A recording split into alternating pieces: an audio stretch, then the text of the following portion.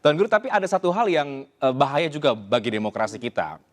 Ini kampanye belum mulai, Tuan Guru, tapi rasa-rasanya isu politik identitas berpotensi untuk kembali digunakan. Iya, Ini iya. murah dan juga mungkin bisa untuk menarik suara sebanyak-banyaknya. Iya. Apa pandangan Tuan Guru soal politik identitas ini? Karena saya agak khawatir kita pernah punya pengalaman buruk di tahun 2017 di Pilkada DKI Jakarta, kemudian juga di 2019 di mana politik identitas ini dieksploitasi secara brutal begitu. Nah, bagaimana Tuan Guru melihat soal isu politik identitas ini? Iya, jadi politik identitas itu seringkali memang dilakukan oleh orang-orang yang miskin gagasan, menurut saya. Karena itu dia kemudian memilih untuk kembali kepada sisi-sisi primordial yang kemudian mudah memantik simpati. Ya, di antara aspek primordial yang mudah memantik simpati kan keagamaan. Jadi karena memang keagamaan, sentimen keagamaan itu memang ada di dalam diri ya seorang yang beriman, maka potensial untuk kemudian dieksploitasi. Biasanya kalau calon pemimpin yang kaya gagasan, ya dia akan menghampiri publik dengan gagasan-gagasan yang konkret. Ya.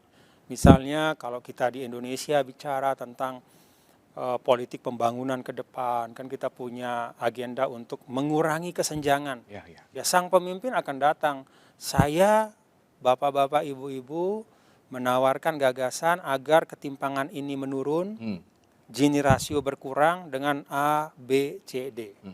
Atau dia bisa mengatakan misalnya saya kebetulan Bapak Ibu pernah memimpin di daerah tertentu misalnya, lalu ketika memimpin saya mengeluarkan kebijakan ekonomi sosial yang begini, yang kemudian menurunkan ketimpangan. Nah, itu pemimpin yang punya gagasan.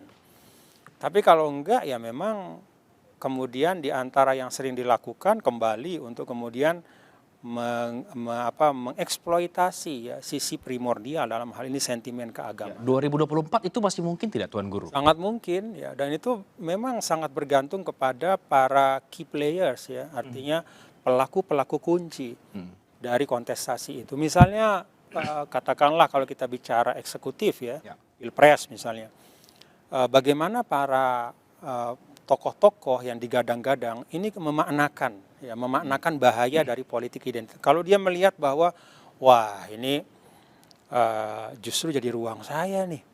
Kalau misalnya saya memainkan sentimen keagamaan, saya akan dapat sekian persen nih elektoralnya. Kalau dia berpikir seperti itu artinya dia secara sengaja mengkondisikan kita untuk berada dalam konflik yang berat ya. Tapi kalau dia ingat bahwa dan dia sadar, wah ini kalau bicara sentimen keagamaan, saya harusnya mengambil dari agama itu adalah nilai-nilai fundamen. Misalnya bagaimana agama bicara tentang keadilan, bagaimana agama bicara tentang humanisme dalam pembangunan. Kalau kita bicara mensejahterakan, kita harus orientasinya pada manusianya. Kan pesan agama kayak begitu. Nah, kalau aspek agama yang ditarik adalah seperti itu bagus. Jadi bagaimana fundamen keagamaan, nilai-nilai yang diusung oleh agama-agama itu kemudian diupayakan untuk mewujud ya, keadilan, kesetaraan, humanisme, dan nilai-nilai mulia yang lain itu bagus. Tapi kalau politik identitas dalam arti menggunakan jargon keagamaan untuk mendapatkan sentimen elektoral sambil kemudian menafikan yang lain. Ya.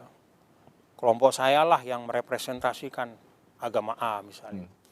Kalau tidak mendukung saya, maka berarti komitmen keagamaannya kurang. Ya, misalnya pemimpin itu sendiri atau misalnya katakanlah pendukungnya menyuarakan itu. Ketika calon pemimpin mendengar pendukungnya menjajakan sentimen keagamaan lalu dia diam, menurut saya dia ikut bertanggung jawab. Karena itu menurut saya tidak ada calon pemimpin yang boleh diam di dalam aspek-aspek yang sangat fundamental seperti ini. Semua harus bersuara. Nah,